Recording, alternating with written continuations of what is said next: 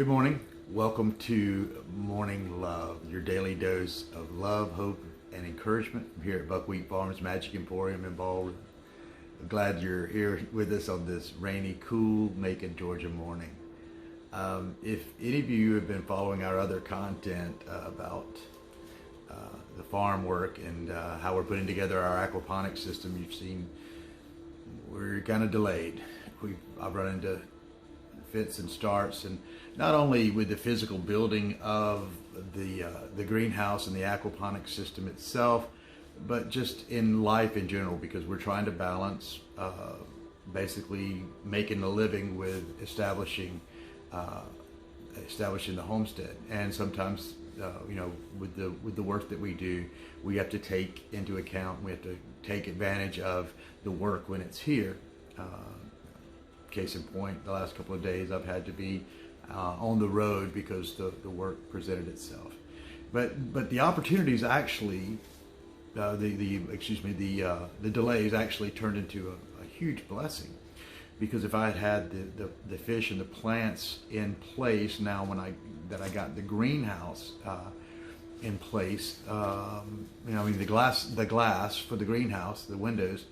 I would have had to have taken all that apart with the fish and the plants, and it would have been a lot of issues. Plus, trying to keep my daggum chickens out of from eating my plants and my fish. As it is now, with relatively nothing in there, we can work with it, and I don't have to worry about the chickens so much, and I can make the necessary changes that I've made, and also make some improvements. And so it is with things, because we've been in the videos I've been sharing about your path and writing down your vision, and so I've written down the vision. So how do things come to pass? How does it happen? And the thing is later on I'll do an everything we do is magic content, Udam content on this, on how it works in my practice, personal practice of magic, in releasing and letting go of the results, in seeing something as if it's already happened, is seeing something, looking back upon it rather than looking forward to it. And that goes with that whole idea of wishing versus accepting. That wishing constantly keeps it before us as if it hasn't happened. And so that lusting for the desire, lusting for the results, desire for the results that we have to release, because the desire for the results. Let me go back to when I used to, in my preaching days, because again the concepts are applied across all spectrums. And I used to tell people, people would come and they would say, I'm praying for this. And, I'd pray with them and we would believe for this thing. And the next week they would come back and I said, I'm still praying for this. And it's like, why are you still praying for it? It's, you've prayed for it, just allow it to happen. And even then, I guess somehow on a deep level, I understood this concept of releasing the results. Like I said, magic is natural to us. But I kind of gave them this analogy of when you pray, or when you're setting an intent, it's the same thing. It's all again your mind tricks. You're playing tricks upon your mind to get your will to come to pass.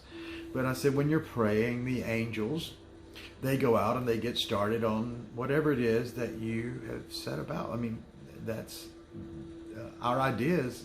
Our mind has no choice but to carry out that we set an intent for it to do. But what happens is then the next day you come back and you ask for the same thing, and they come back and they're like, well, we got started down the road. But so the angels are rebuilding the same stretch of road over and over and over again. And so it is with your thoughts, and when you can keep the lust for the result in your mind, and it is really hard to do. It is a mental discipline.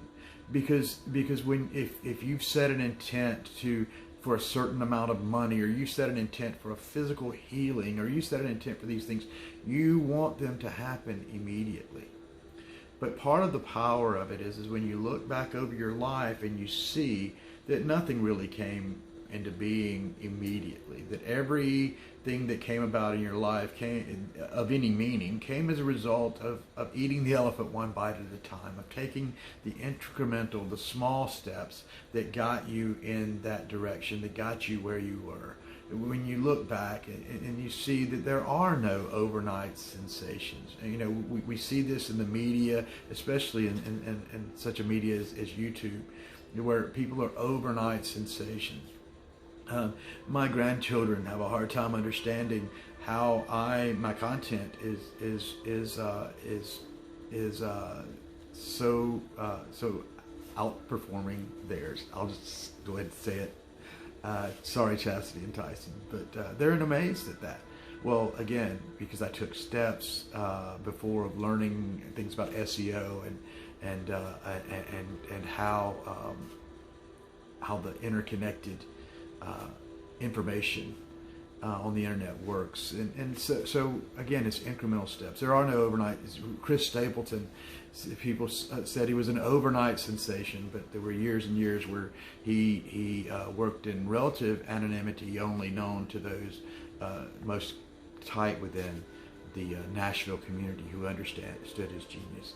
And so that's the way it is with everything. So whatever it is you've written, you've written your vision, you've established your passion, just trust it. Just trust it.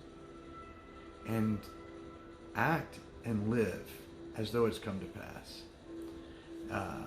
That was part of the key to my weight loss. Again, I told you, it's changing my mind. We changed our diet, we changed our eating, and I didn't do significant amount of increase in exercise. But the main thing was I saw myself no longer as this overweight old guy. I saw myself as someone who was fit and in shape, and I saw the results, and I kept my eye on the prize. Because you will try hammering. If you've ever hammered nails in, you will get the nail that you're thinking about. If you're thinking about that metal nail, you will hit that metal nail. If you're thinking about your thumbnail, you will hit your thumbnail. Remember, if you're thinking don't hit your thumbnail, that's the very thing you'll do. Namaste.